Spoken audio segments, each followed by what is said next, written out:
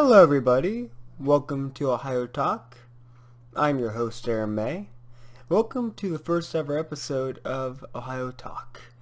This episode is called MILB versus MLB and more. So I'll be going through the issues with minor league baseball, the impeachment of President Trump, and many other things. I'm also going to cover some sports in this episode. So just go ahead, sit back, relax, and enjoy the episode. So the first thing I'm going to talk about is the issue between minor league baseball and Major League Baseball. This could affect everybody, baseball and non-baseball fans, because it could affect whole communities and cities. Commissioner of Major League Baseball, Rob Manfred, has threatened to step away from minor league baseball in regards to an agreement between Major League Baseball and minor league baseball that allows up to 160 minor league baseball teams. For those of you who don't watch baseball, minor league baseball is what young players go into before making it to the big leagues. There are many levels of minor league baseball. There's Class Low A, Class High A, Double A, Triple A. Then you get to the MLB. Mr. Manfred wants to get rid of all those levels and all the teams. Teams use the minor leagues to be able to grow their players and develop them to make them ready for the major league level. This could hurt the economy and hurt communities and tear them apart. Two Democratic presidential nominees have stood up against the Major League Baseball organization. Mr. Senator Sanders is one of the main ones that have stepped up.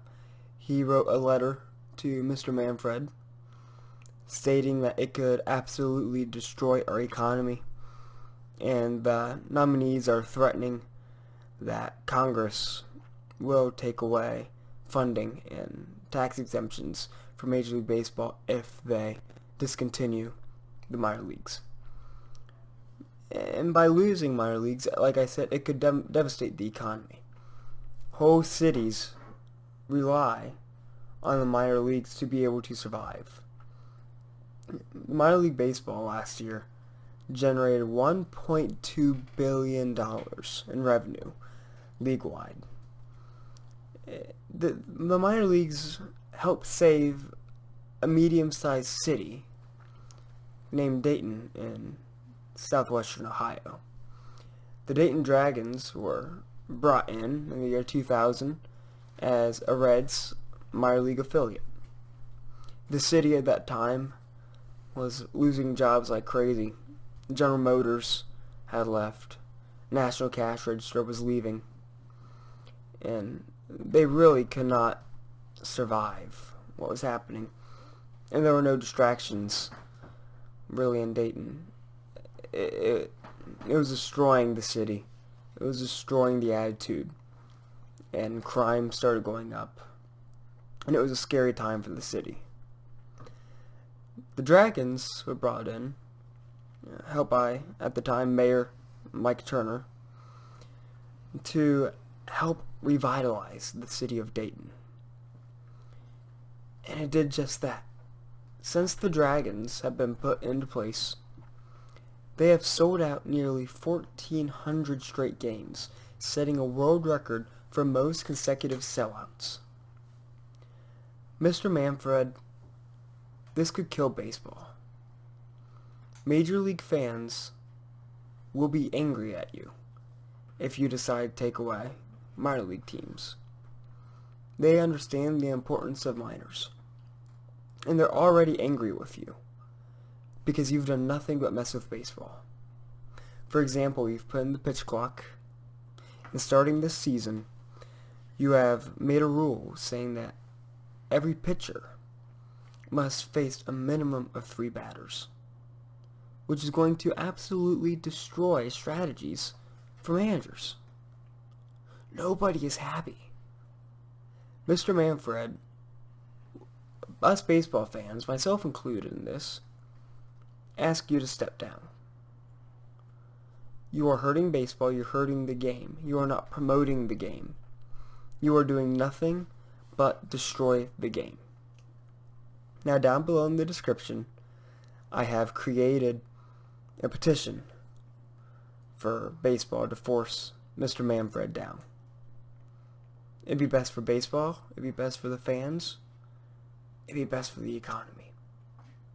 So help join me and many other baseball fans and politicians in forcing a crooked businessman to step down.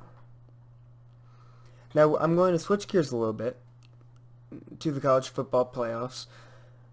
If you're on this channel from when I was formerly Sport to Sport, I did a college football playoff prediction video that I received actually a hefty amount of backlash for, because I pre-ranked the teams and what I believed would be in the order of the college football playoffs, and I actually surprisingly got them right.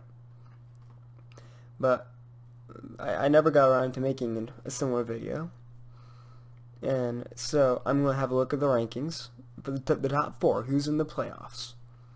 That would be number 1, Louisiana State University. Number 2, The Ohio State University. Number 3, the University of Clemson. And number 4, University of Oklahoma.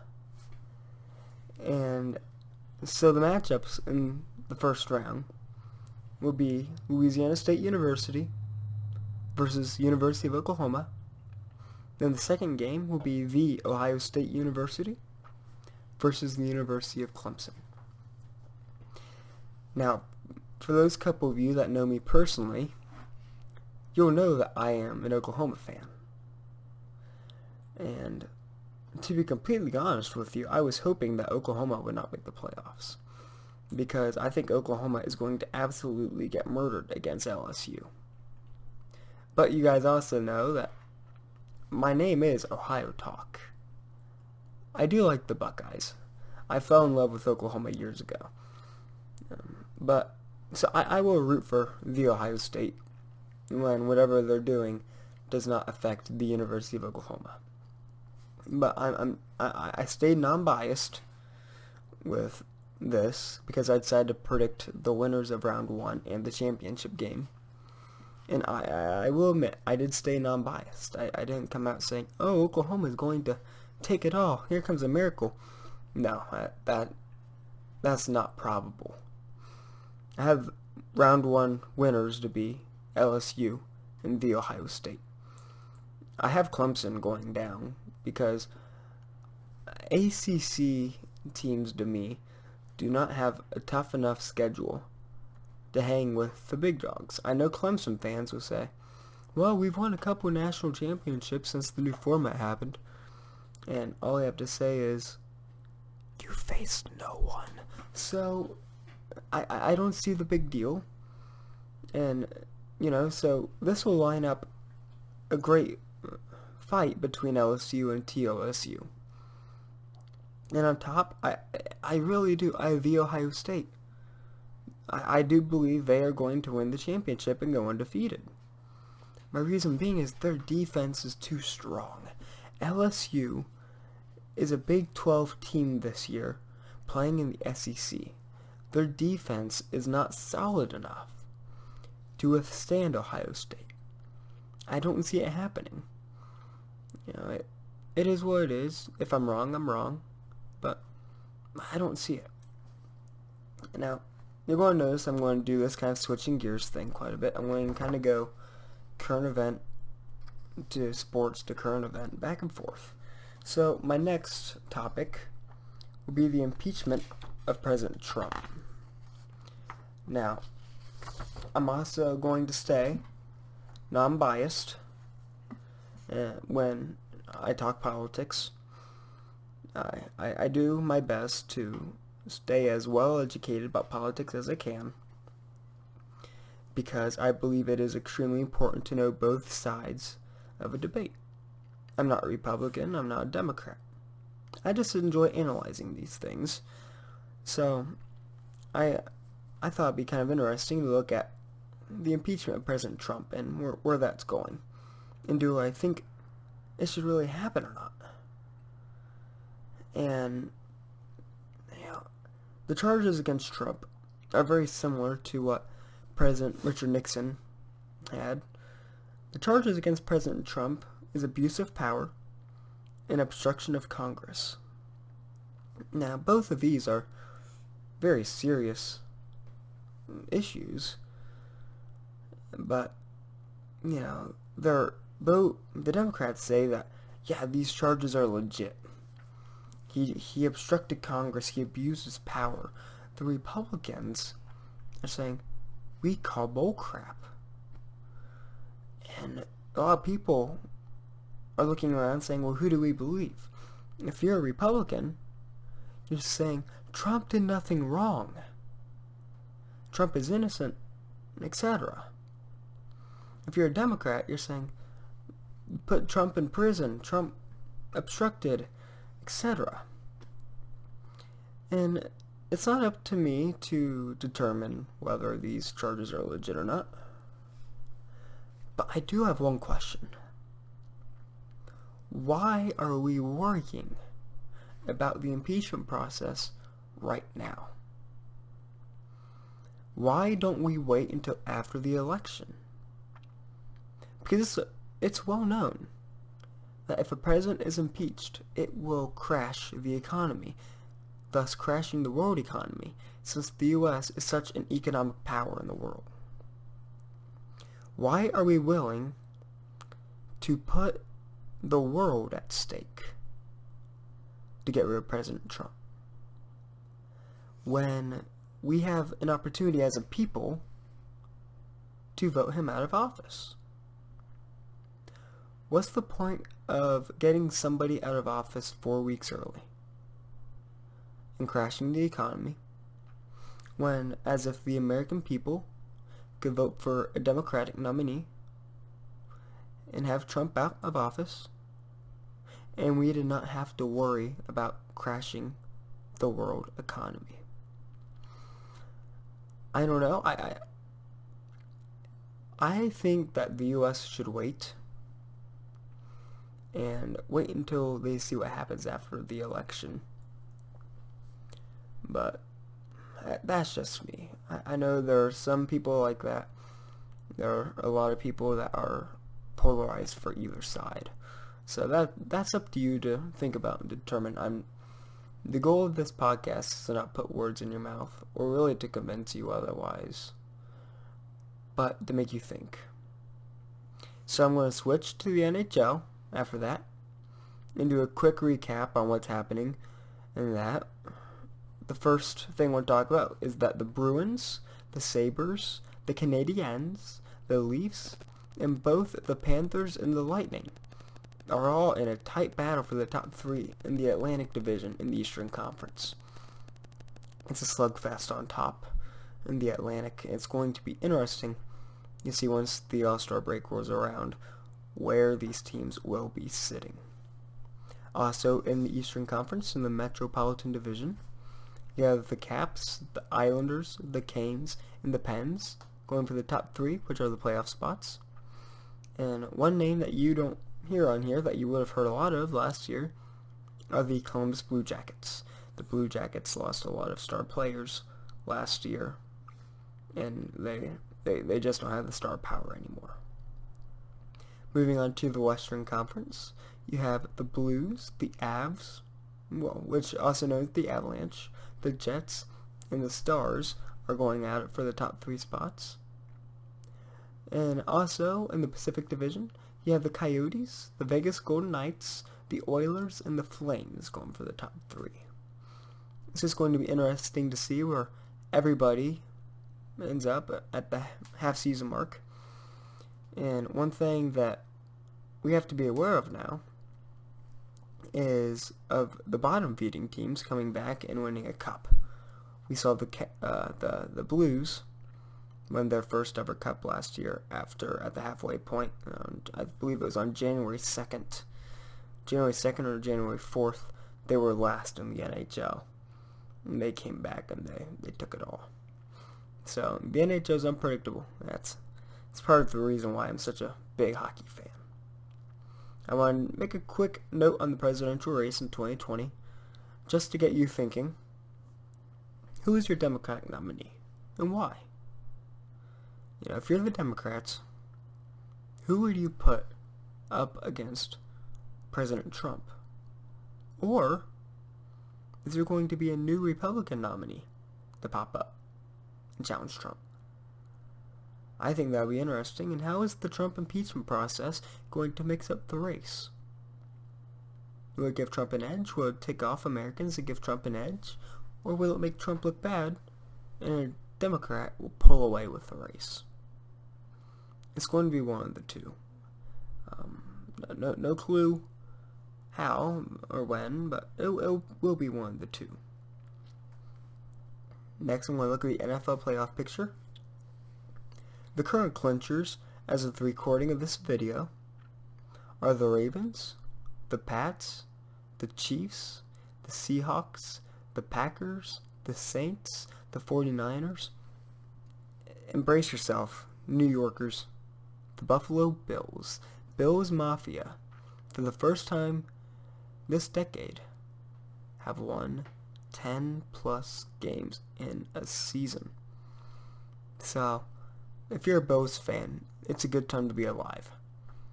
You just have to hope that the Bills don't do what they did before and lost 4 straight Super Bowls. Speaking of the Super Bowl, my way too early Super Bowl prediction is the Ravens versus the Saints. I think Lamar Jackson is going to be insane in the playoffs. I just hope he doesn't get hurt. That is the one problem with his style of football. It's risky. He's a great runner. One day he's going to get himself killed. I hope not. But I think he's going to revolutionize the quarterback position and be able to outduel the legend Drew Brees. And that will make Lamar the MVP winner in the Super Bowl. Now, I've talked about football a little bit here, and I'm going to continue on the football route. Heisman winner Joe Burrow, quarterback for LSU, is helping his hometown of Athens, Ohio, home of Ohio University, during his Heisman speech. After a college athlete wins the Heisman, which is pretty much student athlete of the year in college football, they get the trophy and then they give a speech. Quarterback Joe Burrow talked about his hometown of Athens and on how a lot of the town is in poverty. A lot of people don't think of southeastern Ohio to be in poverty, but they are part of the Appalachian area. And the Appalachian area tends to, unfortunately, be in poverty. And he talked about the hunger and how so many kids are hungry in Athens. Donations started pouring in to the Athens food bank as soon as he made the speech. As of the writing of this podcast, December 18th, 2019, nearly $400,000 have been raised for the food bank, which is absolutely incredible that people are loving enough and willing enough to help others in need that they don't even know. I have mad respect for everybody that's donating. I encourage you, my listeners or viewers, whatever you want to call yourselves, to do the same. I'm going to make a quick turn to the NBA. It's pretty straight up so far. I think we know who is going to pretty much win win their conferences in the regular season. The Bucks and the Lakers. Bucks in the East, Lakers in the West. The Bucks are dominating the East. The Heat, 76ers, and Celtics are behind them, and they're struggling to keep up. The Lakers are wiping the West for the most part, with the same city rival of the Clippers behind them. They're the only people even capable of keeping pace right now in the West. It's weird not saying Golden State in this, because Golden State was such a dynasty, but with injuries and over time, that dynasty is starting to die. So, just kind of go over everything is, there's a major issue that could affect us economically in the U.S. with minor league baseball. College football playoffs are on the corner. The impeachment process is currently happening. The NHL is having an exciting time. The presidential race for 2020 will certainly be interesting.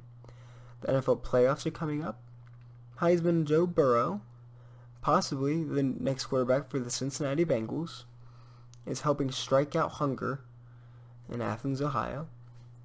And the NBA is starting to cruise along now in their season. At this time, I would like to thank my editor, Jordan. His link to his YouTube account will be in the description below. He's made all my artwork so far for my channel, and he's really a big help. I'm currently recording, actually, using his equipment. So, I do thank him for that. He's let me use all this until I get my equipment, which should be by 2020. So, speaking of that, I will be getting a new mic here very soon, around the holidays. And so my sound quality will improve. And I'm looking forward to that. The next podcast will be in January. I am about to go on vacation in Florida, New Smyrna Beach, after Christmas. I don't like the cold, and it's already very cold in Ohio.